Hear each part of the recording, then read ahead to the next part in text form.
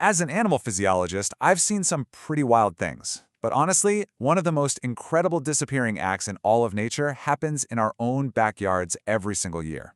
So today, we're going to pull back the curtain and unravel the mystery of how insects survive the brutal cold of winter. I mean, you've noticed it, right? In the summer, they are everywhere, buzzing, crawling, just present. But then that first real frost hits, and poof, gone. It's like they just blinked out of existence. Sure, some, like the famous monarch butterfly, they get to migrate south. But for the vast majority of insects, that's not an option. They have to stay put and face the cold. Now, a lot of them are what we call chill susceptible. Basically, any ice forming in their bodies is a death sentence, so they have to find insulated hideouts. But the truly cold hardy ones, well, they've evolved some strategies that are just borderline science fiction. All right, let's get into it.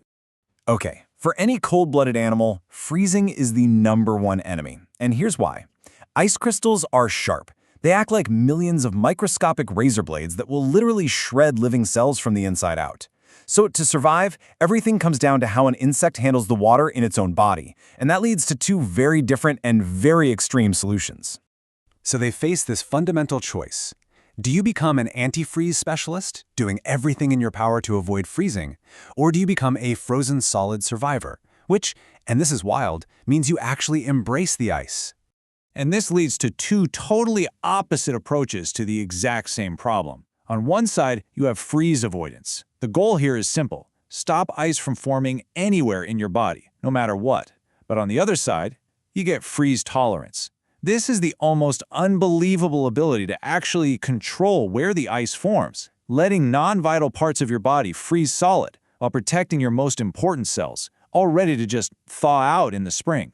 The freeze avoiders? They are absolute masters of a really weird physical phenomenon called supercooling. Just think about it. If you have super pure water in a really smooth container, you can actually cool it below 0 degrees Celsius and it'll stay liquid. Well, these insects do that with their own body fluids, essentially turning themselves into little walking pouches of liquid that can withstand temperatures way, way below freezing. So how in the world do they pull this off? Whether they're avoiding the ice or controlling it, the secret is in this incredible biochemical toolkit that they start making as winter gets closer. And it's not just one thing, it's a whole arsenal of molecular weapons. The most important tool in this entire kit is something called a cryoprotectant. And honestly, the best way to think about it is nature's antifreeze. I mean, it's almost exactly like they start pumping their own bodies full of the same kind of stuff you put in your car's radiator to keep the engine block from cracking in the cold. And the main ingredients in this amazing antifreeze cocktail, they're mostly sugars and special alcohols, like glycerol and glucose. As fall sets in, the insect's body literally floods itself with these chemicals, totally changing the chemistry inside and making it so much harder to freeze. Okay, so these chemicals work in a few really cool ways. First, they just pack the water in the body with so many dissolved molecules that it's physically harder for ice crystals to even get started. Second, this drastically lowers the temperature at which freezing can begin in the first place. And here's the wildest part. In the most extreme cases, the fluid doesn't freeze at all. It vitrifies. It turns into a glass-like solid state that causes absolutely no damage to the cells. You see, it's this incredibly delicate balancing act. The insect has to pump out all this antifreeze and other protective molecules to keep its cells from getting shredded by ice. But at the same time, it has to power down its metabolism to almost nothing, just to conserve enough energy to make it through the winter. But all these amazing biochemical changes, they don't just happen by accident when it gets cold. Oh no, they are tightly controlled by a master biological program, a state of suspended animation called diapause. Now, don't mix up diapause with hibernation.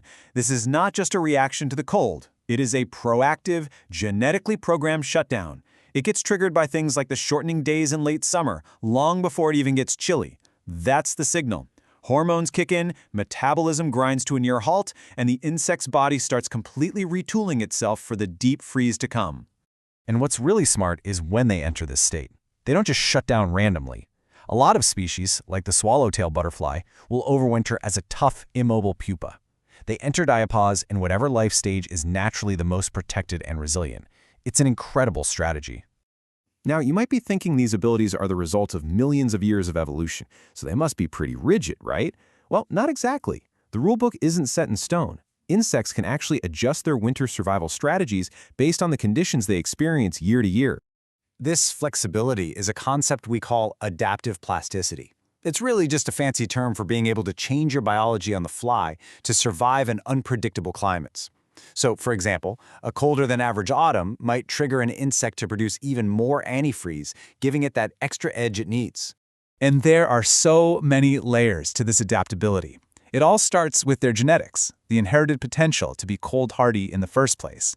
Then you add on those pre-programmed responses, like diapause. On top of that, you have acclimation, their ability to adjust their body chemistry as the temperature drops. And finally, you've got simple behavior, like finding a better, more insulated spot to hide under a log. So the really crucial takeaway here is that this isn't about one single magic trick. It's a complex, multi-layered defense system. It's like a symphony of biochemistry, pre-programmed dormancy, and flexible, on-the-fly adjustments all working together perfectly to cheat death by freezing. And that leaves us with one final and really important question. These survival strategies are ancient. They've been fine-tuned by evolution over millennia to match predictable seasonal cycles. But what happens in a world where our winters are getting warmer, shorter, and way more erratic? Will these finely tuned biological clocks still work? Can these incredible creatures adapt fast enough? That, right there, is a question scientists are racing to answer. And the future of countless ecosystems might just depend on it.